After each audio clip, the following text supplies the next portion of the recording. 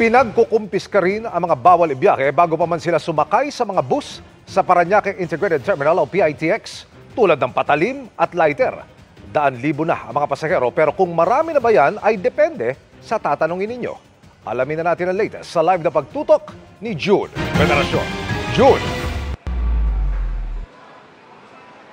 Emil, hindi man kasing dami kahapon ay inaasahang aabot pa rin sa 180,000 hanggang 190,000 ang mga pasahero dito sa Parañaque Integrated Terminal Exchange ngayong bisperas ng undas. Pero sa kabila niyan, Emil, ay umaari pa rin yung mga maliliit na bus company, lalo na yung mga biyaheng Bicol at Visayas dahil hindi daw nila ramdam yung dagsa ng mga pasahero.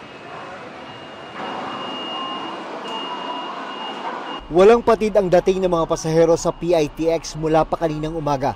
May mga pagkakataong humahaba ang pila. Minsan naman ay sakto lang. Mahigpit ang inspeksyon sa bungad pa lang. Ngayong araw, may mga nakumpiska na naman mga pinagbabawal na gamit tulad ng patalim, lighter at butane canister mula sa mga pasahero. As of 4 p.m., 120,000 na ang bilang ng mga pasahero. Kahapon, umabot ito ng 194,000. Nakikita po natin na mas maunti na po ang mga pasahero natin compare po yesterday. Nakikita po natin yung iba po natin mga pasahero ay nakapag-travel na since Monday pa lamang. Pero hindi ramdam ng maliliit na bus company ang epekto ng daang libong pasahero tulad na lang ng bus na ito na biyaheng Matnog-Sorsogon. Umalis ito na wala man lang 50% ng seating capacity ang sakay. Real talk sir, wala talagang pasahero. Sad story. Walang dumaan na season, walang dumaan na peak. Ang napupuno lang naman po rito, sir, yung may mga kilalang company. Katulad ng mga matatagal na po. Sinasabi ho nila, fully book na po sila. Pero sa katulad namin maliliit na nagsisimula lang, wala ho talaga, sir. Bawas sakit sa ulo ng mga tulad ng 76 anyos na si Adeliza na hindi problema ang masasakyan. Ang kailangan na lang niyang tiisin ay ang 16 na oras sa biyahe papuntang Gubat, Sorsogon, para madalaw ang puntod ng mga mahal sa buhay.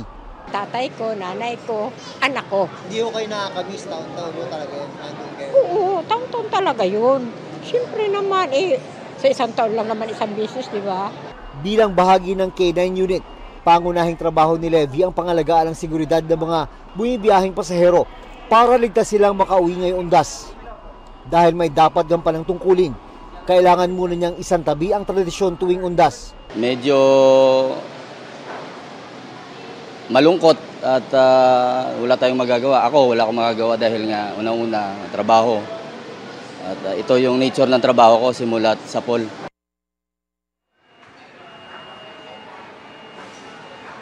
Sabi ng police unit na naka-assign dito sa PITX ay so far generally peaceful ang sitwasyon dito. As of 6 p.m. naman ay umabot sa 141,000 ang foot traffic dito sa terminal. Emil. Maraming salamat, June Veneracion.